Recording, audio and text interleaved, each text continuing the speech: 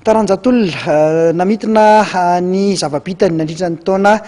2024 ihany koa ny filohan'ny federation'a Mamitiny Ravelson ary nametraka ihany koa ny fanamby ho an'ity taona 2024 ity. Ny taona 2024 aloha dia azo lazaina fa bilan positif anteto anivon'ny Taranjatol amin'ny ankapobeny satria totosa avokoa zany ireo programme zay nivinavinaina tao anatin'ny taona lasa iny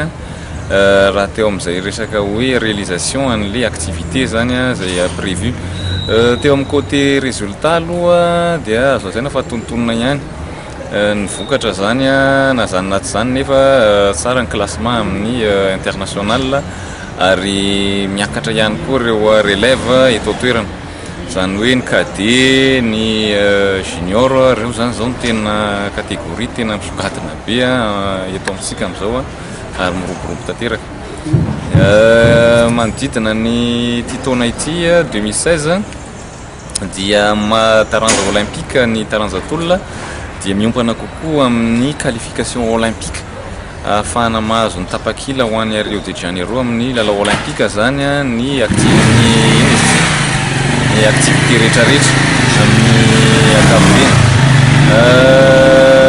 eo indrindra zany no resana satria misy anankitelo zany ny qualification amin'ny tiny anay anankiray qualification anivon'ny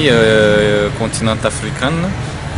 zany hoe samy manao qualification zany isaky ny continent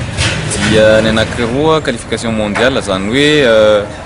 zay tsy tafavoaka amin'le continental dia afaka mitante ny tapakilany any amin'ireo qualification mondiale reo ny daty avy hatrany angamba ny daty dia voalohandohan'ny volana mars ny Alexandrie Egypte ny championnat d'Afrique senior ho an'ny Taranjatol ary ny voalohandohan'ny volana avril zany hoe ray volana orian'io Egypte io dia any Algérie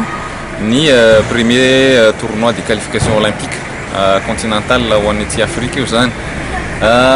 tapavolana orinan'io dia tournoi de qualification mondiale any Mongolie zay le niteneniko hoe zay sy nahazo tapakila tasy amin'ny ilay Afrika dia afaka mitante amin'ny ty mondial ty dia amin'ny voalohandohan'ny volana mai any Turquie tournoi de qualification mondiale farany io